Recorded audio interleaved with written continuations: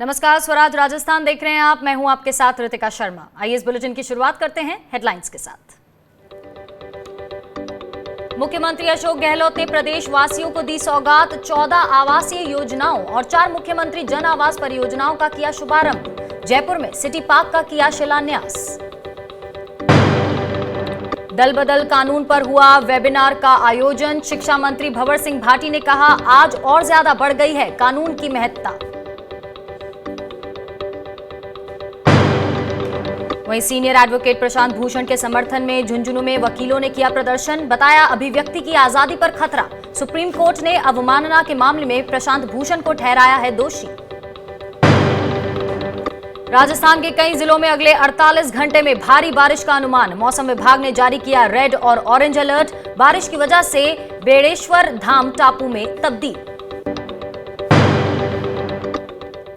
तो राजस्थान में सियासी संकट के बाद पहली बार बीजेपी के राष्ट्रीय अध्यक्ष जेपी नड्डा रविवार को पार्टी के नेताओं से बातचीत करेंगे। नड्डा वीडियो कॉन्फ्रेंसिंग के जरिए नेताओं से बात करेंगे और बताया जा रहा है कि इस कार्यक्रम में जिलाध्यक्ष भी अपने अपने जिलों से शामिल होंगे। और बताया जा रहा है कि पहले सुबह 11 बजे प्रदेश पदाधिकारियों की बैठक होगी और इसके बाद जेपी नड्डा भी पदाधिकारियों के साथ बात करेंगे। और माना जा रहा है कि जिस तरह से मुख्यमंत्री अशोक गहलोत ने ऑपरेशन लोटस को फेल किया और बीजेपी की किरकिरी हुई, उसके बाद कार्यकर्ताओं का मनोबल गिरा हुआ है और जिसे बढ़ाने की यहां कोशिश की जाएगी।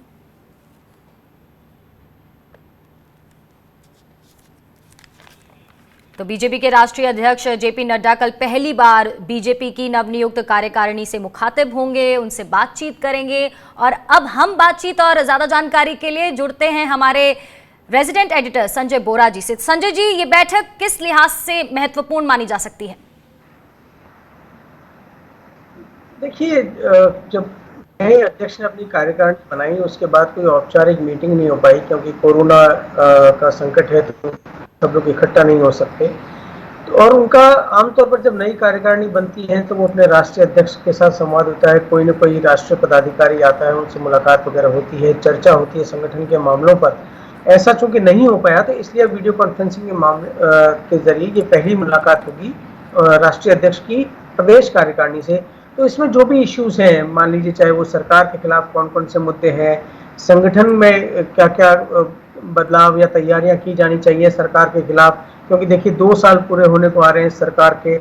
इसके अलावा जो कई मुद्दे हैं, विधायकों का जो मसला हुआ था अभी, जिसमें कुछ विधायक गए बाहर, कुछ ने मना कर दिया, और 4 विधायकों का जो मामला हुआ, तो ये संगठन के मसले होंगे। एक विपक्ष के रूप में क्या रणनीति होनी चाहिए और जिलों में पार्टी के कार्यक्रम को और पार्टी के बेस को कैसे बढ़ाया जा सकता है, इन सब मामलों पर चर्चा होगी और पार्टी अध्यक्ष अपने फीडबैक भी लेंगे इन सब लोगों से। जी संजय जी, राष्ट्रीय अध्यक्ष का यूं मुलाकात करना कहीं ना कहीं, जिस तरह से सरकार द्वारा, गहलोत सरकार द्वारा ऑपरेशन लोटस को लेकर आरोप लगाए गए, फेल किया गया, बीजेपी की काफी किरकिरी हुई, विधानसभा सत्र के पहले दिन जब 4 विधायक भी गायब रहे, तो कहीं ना कहीं यहाँ बीजेपी के कार्यकर्ताओं और नेताओं का मनोबल गिरता हुआ, तो उस लिहाज से भी क्या माना जाए कि ये एक अच्छा स्टेप है जेपी नड्डा की तरफ से? ये हमेशा होता है और ये ठीक भी है कि इस समय जब ये, क्योंकि हाल ही में ये घटनाक्रम हुआ है जिसमें भारतीय जनता पार्टी बहुत कोशिशों के बावजूद यहाँ पर उसको सफलता नहीं मिल पाई, जैसे कि उसने मध्य प्रदेश और कर्नाटक में हासिल की थी। तो जो राष्ट्रीय अध्यक्ष हैं वो जानना चाहेंगे कि आखिर क्या वजह ऐसी रही जिससे कि पार्टी जो है वो इतना कमजोर रह गई, या कमजोर क्या बल्कि सरकार गिरा तो दूर की बात है, उसके अपने लोग जो हैं वो विधानसभा में विश्वास मत के दिन गायब हो गए। तो ये महत्वपूर्ण भी है और एक तरह से औपचारिक मीटिंग भी होती है जिसमें अध्यक्ष फीडबैक लिया करता है। जी शुक्रिया संजय जी तमाम जानकारी और बातचीत के लिए। बढ़ते आगे, मुख्यमंत्री अशोक गहलोत ने राजस्थान आवास मंडल की 25 योजनाओं का शुभारंभ और शिलान्यास किया, जिसमें 14 आवासीय योजनाएं और 4 मुख्यमंत्री जन आवास योजनाएं भी शामिल हैं। मुख्यमंत्री ने हाउसिंग बोर्ड की जिन 14 आवासीय योजनाओं की शुरुआत की है, उसमें वाटिका आवासीय योजना सांगानेर, महला आवासीय योजना अजमेर रोड, महात्मा ज्योतिराव फुले आवासीय योजना नसीराबाद अजमेर, वहीं निवाई आवासीय योजना निवाई टोंक, मुख्यमंत्री राज्य कर्मचारी आवासीय योजना प्रतापनगर जयपुर, वीकेंड होम पंजीकरण योजना 2020 नायला जयपुर, पटेल नगर विस्तार भाग 2 आवासीय योजना भीलवाड़ा, वहीं शाहपुरा आवासीय योजना भीलवाड़ा, शास्त्री नगर आवासीय योजना भीलवाड़ा, अटल नगर आवासीय योजना भिंडर उदयपुर, वहीं द्वारकापुरी योजना सविना द्वितीय और दक्षिण विस्तार आवासीय योजना उदयपुर, साथ ही महात्मा गांधी संबल आवासीय योजना बड़ली जोधपुर, मानपुर आवासीय योजना आबू रोड शहर जिला सिरोही और खोड़ा गणेश फेज चतुर्थ आवासीय योजना किशनगढ़ शामिल हैं।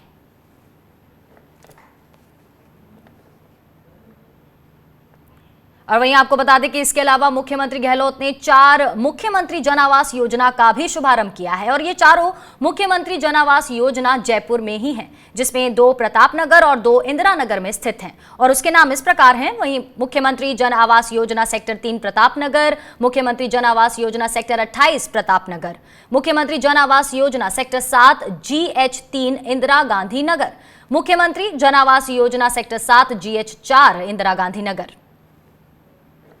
वहीं मुख्यमंत्री गहलोत ने 14 आवासीय और 4 मुख्यमंत्री जन आवास योजना के शुभारंभ के साथ साथ 7 अन्य परियोजनाओं का शिलान्यास भी किया, जिसमें coaching hub Pratapnagar Jaipur, city park Mansarovar Jaipur, Mahatma Gandhi संबल आवासीय योजना बड़ली जोधपुर, जोधपुर चौपाटी कोटा चौपाटी, सामुदायिक केंद्र सेक्टर 3 प्रतापनगर जयपुर और सामुदायिक केंद्र सेक्टर 26 प्रतापनगर जयपुर शामिल है। अब एक नई शुरुआत जो की गई आपने, मैं समझता हूं कि 50% छूट दी गई, एमनेस्टी योजना आप ला रहे हैं, जो कुछ करना करो, पर मैं चाहूंगा कि 50 साल पहले जो सपना था उसको पुनर्जीवित करो, पब्लिक के लिए, पब्लिक निगाह के लिए। बढ़ते आगे, पूर्व प्रधानमंत्री राजीव गांधी की 75वीं जयंती के मौके पर राजीव गांधी स्टडी सर्कल जोधपुर द्वारा राष्ट्रीय वेबिनार का आयोजन किया गया, जिसमें दल विरोधी कानून और लोकतंत्र पर उभरते खतरे पर चर्चा हुई। वेबिनार में सूबे के शिक्षा मंत्री भंवर सिंह भाटी मुख्य अतिथि के तौर पर शरीक हुए। वहीं आपको बता दें कि भाटी ने कहा कि वर्तमान परिस्थितियों में दल बदल विरोधी कानून का महत्व और भी अधिक बढ़ जाता है, क्योंकि धन बल, सत्ता बल और संवैधानिक एजेंसियों का डर दिखाकर राज्य सरकारें गिराने और बनाने का कार्य किया जा रहा है तथा जनादेश का खुलेआम अनादर हो रहा है।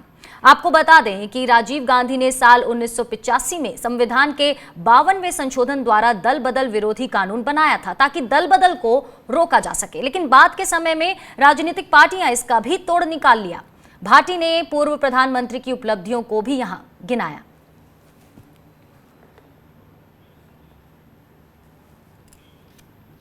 राजस्थान के विधायकों ने राजस्थान की जनता की जो भावना थी, 8 करोड़ जनता की भावना थी, उसकी रक्षा करने का संकल्प लिया अशोक गहलोत जी के नेतृत्व में, और कितना भी बड़ा प्रलोभन दिया गया, सारे प्रलोभन ठुकरा दिए गए और उनका जो अभियान था, उस अभियान को देश भर में रोकने का काम राजस्थान के मुख्यमंत्री अशोक गहलोत जी ने राजस्थान की जनता की भावनाओं के अनुसार किया। निश्चित रूप से अलोकतांत्रिक ताकतों की राजस्थान में हार हुई है। वहीं कोरोना वायरस से बचने के लिए लोगों को जल्द और सुलभ न्याय दिलाने के लिए राजस्थान में देश की पहली ऑनलाइन लोक अदालत लगाई गई। राज्य विधिक सेवा प्राधिकरण के सचिव अशोक कुमार जैन ने बताया कि सुनवाई के दौरान लगभग सभी मामलों का निस्तारण मौके पर ही कर दिया गया। अधिकतर मामलों में राजीनामे हुए, वहीं कुछ मामलों में दोनों पक्षों की सहमति से अंतिम फैसले सुनाए गए। आपको बता दें कि इन अदालतों में 40,000 केसों को रेफर किया गया था, जिनकी सुनवाई के लिए 350 बेंचों का गठन किया गया था।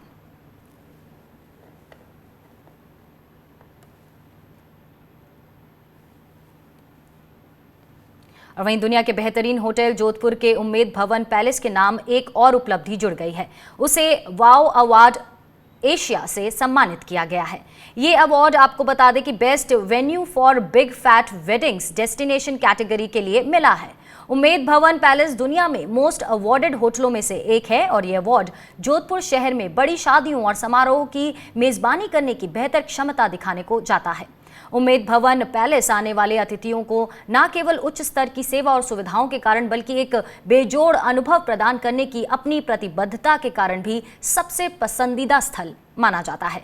उम्मेद भवन पैलेस की मैनेजमेंट इस अवार्ड से काफी उत्साहित है और वेडिंग डेस्टिनेशन के लिए ख्याति ये होटल 1 सितंबर से एक बार फिर अपने मेहमानों के स्वागत को तैयार होगा। आपको बता दें, उम्मेद भवन पैलेस में प्रियंका चोपड़ा, निक जोनास की शादी हुई है। वहीं लिज हर्ले, अरुण नायर की शादी, साथ ही नीता अंबानी का जन्मदिन जैसे कार्यक्रमों का आयोजन यहां किया गया था।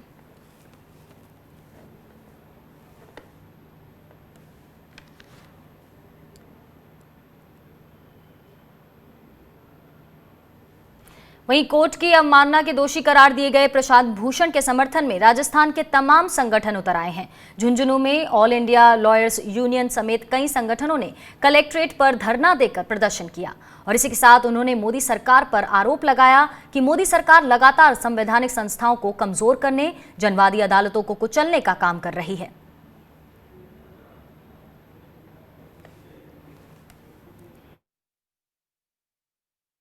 वरिष्ठ अधिवक्ता प्रशांत भूषण के खिलाफ कोर्ट ने अवमानना का जो दोषी पाया गया है उसके खिलाफ आज हम यहाँ झुंझुनू में ऑल इंडिया लॉयर्स यूनियन और सभी वामपंथी और जनवादी संगठनों के नेतागण और कार्यकर्ता मिलकर के हम इस बात का विरोध कर रहे हैं कि ये अभिव्यक्ति की जो आज़ादी है इसके ऊपर खतरा है और इसके ऊपर कुठाराघात है और लोगों को ये मतलब एक डराने का एक प्रयास है। और पिछले 6 साल से जब से मोदी सरकार देश में आई है, संवैधानिक जो संस्थाएं हैं उनके ऊपर हमले किए जा रहे हैं, उनको कमजोर किया जा रहा है। वहीं झुंझुनू में राज्य जीएसटी की तरफ से दूसरी बार नीलामी की कार्रवाई की गई। झुंझुनू में 2 बार हुई नीलामी का ये सामान एक ही ट्रांसपोर्टर के ट्रक से जब्त किया गया। इसको लेकर अधिकारी बताते हैं कि व्यापारी की तरफ से सामान को लेकर पेनल्टी जमा नहीं करवाई गई और यही वजह है कि सामान की नीलामी की गई। वहीं ट्रांसपोर्टर का कहना है कि साल 2016 में उसने एक करप्ट अधिकारी को ट्रैप करवाया था और इसीलिए अब बार बार सिर्फ उसे ही निशाना बनाया जा रहा है।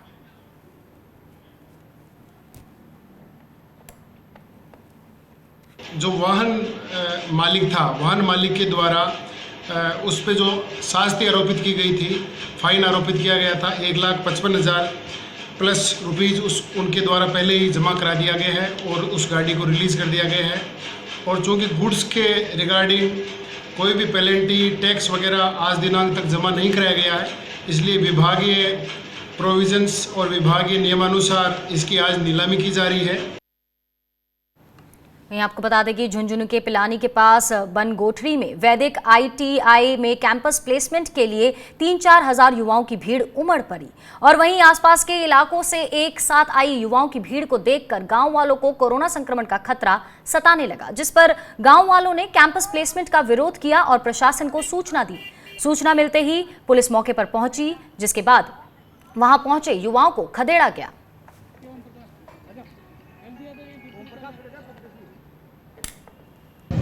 कंपनी के नाम पे भर्ती के लिए काफ़ी तादाद में युवा आ रहे हैं, जिस पर हम मौके पे पहुंचे तो देखा कि अलग अलग राज्यों से और ज़िलों से हज़ारों की तादाद में यहाँ पे बच्चे आ गए, जिनको कोई व्हाट्सएप पे मैसेज प्राप्त हुआ था कि यहाँ पर भर्ती की जाएगी।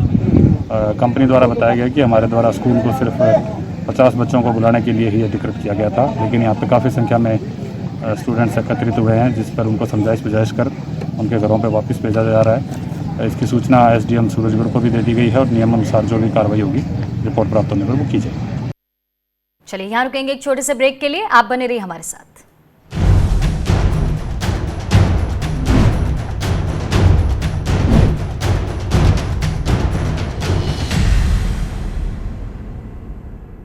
At LPU, I got exposed to new age technologies like AI and big data at Centers of Excellence by Google, SAP and Oracle. These learnings helped me to get a job with Microsoft at a package of rupees 42 lakh. Think big, lovely professional university. Judges are not above scrutiny. The judiciary must sit down and introspect. ये जो 8-10 हमारे fundamental rights हैं, इन पे slowly कुछ ना कुछ assault हो रहा है, और it is visible. And this is a dangerous precedent. This is dangerous. Yes, it is dangerous. तो कहीं ना कहीं आपको लगता है कि ये गलत है? इतना बड़ा मामला नहीं था प्रशांत भूषण का कि उनको कंटेम्प्ट के केस में और उनको दोषी करार किया। ठीक है, उन्होंने कुछ कह दिया, ठीक कह दिया, बहुत लोग कहते हैं। It's not such a big thing कि यहाँ पे पैंडेमिक चल रहा है और आप ये कंटेम्प्ट ऑफ कोर्ट उनके खिलाफ कर रहे हैं। फ्री स्पीच है, उस पर एक बड़ा असॉल्ट है और मनमाने तरीके से कोर्ट्स इस कंटेम्प्ट लॉ को इस्तेमाल कर रहे हैं। Overall there is assault on free speech और उसकी वजह से, इस असॉल्ट की वजह से चिलिंग इफेक्ट आ रहा है। देखिए ऑन रिकॉर्ड सुप्रीम कोर्ट के पूर्व न्यायाधीश जस्टिस मदन बी लोकुर के साथ सिर्फ स्वराज एक्सप्रेस पर। स्ट्रीम कोई भी हो, बेस्ट करियर ऑप्शन के लिए है Bhabha university. Best faculty, world class infrastructure, scholarships, hitech labs, 27 acre of lush green campus, hostel facility, admissions open for engineering, pharmacy, dental, computer application, management and agriculture. Bhabha university at Hoshangabad road Bhopal. Call 91650 25500। सपने सच तब होंगे जब आप सपने दिखना शुरू करेंगे। ये शब्द हैं उस शख्सियत के जिसके सपनों ने दी इस देश को एक नई उड़ान, डॉक्टर APJ अब्दुल कलाम। और ऐसे ही हर स्टूडेंट के सपने पूरे करेंगे हम, under best guidance of expert faculty team. Admission open in science and technology, humanities, social science, arts and sports. Doctor APJ Abdul Kalam university, Indore. For the details, contact 1800-300-26072.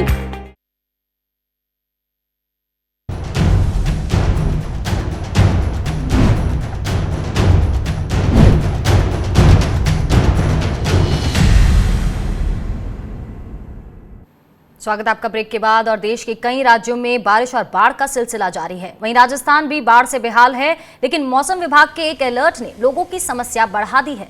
मौसम विभाग ने अपने अलर्ट में कहा है कि राजस्थान के कई जिलों में अगले 24 घंटे के अंदर भारी बारिश होने की संभावना है। मौसम विभाग के इस अलर्ट से लोग डरे हुए हैं, क्योंकि राजस्थान अभी कुछ दिन पहले हुई बारिश से हुए नुकसान से ही उभर नहीं पाया है और ऐसे में भारी बारिश का अलर्ट लोगों को डरा रहा है। आपको बता दें कि भारी बारिश की वजह से बने बाढ़ के हालातों ने राजस्थान के कई जिलों में तबाही मचाई है। और वहीं राजस्थान में हुई भारी बारिश की वजह से जयपुर के एल्बर्ट हॉल म्यूजियम में पानी से लबालब भर गया है। एल्बर्ट हॉल म्यूजियम के सबसे खास आकर्षण को इस बारिश से बाल बाल बचाया गया। बारिश का पानी म्यूजियम के बेसमेंट में रखे करीब 300 साल पुराने मम्मी तक पहुंच गया और आनन फानन में म्यूजियम के स्टाफ ने कांच तोड़कर डिस्प्ले कवर से मम्मी को निकाला और उसे पानी के तेज बहाव में भीगने से बचाया। एल्बर्ट हॉल के बेसमेंट में रखा पुराना रिकॉर्ड, फाइल्स और कंप्यूटर खराब हो गए हैं। वहीं कागजों की फाइलों को सुखाने के लिए धूप में रखा गया है। पानी आया उससे करीब करीब ये समझिए कि हमारा जो अंडरग्राउंड का जो भूतल है उसमें करीब करीब 5-5.5 फीट तक पानी आ गया था। लेकिन सौभाग्य से हमारे कर्मचारी वहाँ पर मौजूद थे। उन्होंने 250 वर्ष पुरानी मम्मी को जैसे ही 2 फुट पानी आया, वो पहले ही ऊंचाई पर रखी हुई थी, उसको सेफ स्थान पर ले गए। बाढ़ का पानी आया। तो राजस्थान भी बारिश और बाढ़ से बेहाल है और वहीं मौसम विभाग ने अगले 24 घंटे में कई जिलों में भारी बारिश की संभावना जताई है। ज्यादा जानकारी ले लेते हैं, हमारे संवाददाता रामस्वरूप हमारे साथ जुड़ चुके हैं। रामस्वरूप, सबसे पहले यही जानना चाहेंगे कि मौसम विभाग ने जो अलर्ट जारी किया है वो किन जिलों के लिए किया गया है? देखिए, प्रदेश के 20 से ज्यादा जिलों में जो है ये अलर्ट घोषित किया गया है और हम देख रहे हैं कि पिछले कई दिन से पूरे प्रदेश में जो है बारिश का दौर जारी है। हालांकि अलग अलग दिन अलग अलग क्षेत्र में बारिश हो रही है और जहां तक जयपुर की बात करें तो जयपुर में एक सप्ताह पहले यानी कि करीब 8 दिन पहले जो है 14 अगस्त को बहुत भारी बारिश हुई थी और 30 साल का पुराना रिकॉर्ड जो है उसने तोड़ दिया था। इतनी बारिश थी कि पूरे परकोटा क्षेत्र में के हजारों घरों में, हजारों दुकानों में पानी घुस गया था और सैकड़ों मकान तो ऐसे थे जिसमें मिट्टी का मलबा भर गया था और अभी भी उसको निकालने का काम जारी है। तो अब जो अलर्ट जारी हुआ है तो लोग अब काफी दोबारा से डरे हुए हैं कि क्या पता कितना पानी और आएगा और कितनी आफत बरसेगा। हालांकि इस अलर्ट जारी करने के बाद में लोगों को साफ तौर से कहा गया है कि जैसे ही बारिश आए तो वो साफ जो ऊंचे स्थान है वहां पर रहें, निचले स्थानों पर ना जाएं। जहां भी मान लो उनका खेत हो, ढाणी हो तो वहां से खाली करके जो ऊपरी इलाके क्षेत्र के इलाके हैं वहां पर आए। इस तरह के निर्देश भी दिए गए हैं। लेकिन अब देखना होगा कि अगले 2-3 दिन में जो भारी बारिश की चेतावनी दी गई है तो किन किन क्षेत्रों में कितनी तरह की आफत आती है, ये देखने वाली बात होगी। बिल्कुल रामस्वरूप, नुकसान की बात करें यहाँ पर, जिस तरह से हम एल्बर्ट हॉल म्यूजियम की ये तस्वीरें देख रहे हैं, तो नुकसान अब तक कितना आंका गया है और कौन से ऐसे क्षेत्र हैं, कौन से ऐसी जगहें हैं जहाँ पर ज्यादा नुकसान दिखा है, इस बारी बारिश ने किया है? देखिए, जयपुर शहर के, हालांकि बारिश का पानी तो जयपुर शहर के हजारों मकानों में घुस गया, जैसे मैंने आपको बताया था अभी, लेकिन सबसे ज्यादा नुकसान जो है वो पहाड़ी क्षेत्र के आसपास की कॉलोनी में हुआ है। हमने देखा कि जब भारी बारिश से कई घंटों तक लगातार होती रही तो पहाड़ी क्षेत्र का जो बजरी है, पहाड़ी क्षेत्र की जो मिट्टी है, वो पहाड़ से कट करके बह करके नीचे आ गई थी और उसका मलबा जो है, लाखों टन मलबा शहर की कॉलोनियों में जमा हो गया और लोगों के घरों में 4-4 फीट तक मलबा जम गया, यानी कि पूरे मकान, पूरी कॉलोनियां लबालब हो गई और मलबे में धंस गई थी। और मलबे का निकालने का काम अभी भी पिछले 8 दिन से जारी है। हालांकि नगर निगम की तरफ से मिट्टी को उठाने के लिए टेंडर लगाने पड़ रहे हैं, यानी कि टेंडर करवा के मिट्टी को निकाला जाएगा, उसको बेचा जाएगा, लेकिन लोगों को जो है इससे अभी तक राहत मिली नहीं है, क्योंकि ये बहुत बड़ी मात्रा में मिट्टी और बजरी पहाड़ी क्षेत्र से बह करके शहरी क्षेत्र में आई है। जी, शुक्रिया रामस्वरूप तमाम जानकारी हम तक पहुंचाने के लिए। तो नुकसान की बात करें तो आगे आपको बता दें कि राजस्थान की राजधानी जयपुर में कई दशक बाद हुई भारी बारिश कभी नहीं भूल सकने वाली यादें दे गई है। बारिश की वजह से बहकर आई मिट्टी में दफन वाहन, घरेलू सामान समेत कई चीजें अभी तक बाहर नहीं निकली हैं। और ये ताजा तस्वीरें जयपुर के गलता तीर्थ से आई हैं। यहाँ पर भगवान पिछले कई दिनों से 5-5 फीट मिट्टी में दबे हुए हैं।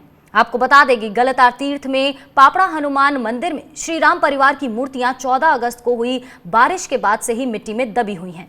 और गलता तीर्थ रामानुज संप्रदाय की प्रमुख पीठ में से एक है। यहाँ देश विदेश के पर्यटक घूमने आते हैं और चारों तरफ पहाड़ियों से घिरे हुए गलता तीर्थ स्थल को भी भारी बारिश से नुकसान हुआ है। यहाँ भगवान श्री राम के परिवार, हनुमान जी तथा शिव परिवार की प्राचीन मूर्तियां कई 14 अगस्त से मिट्टी में ही दबी हुई हैं।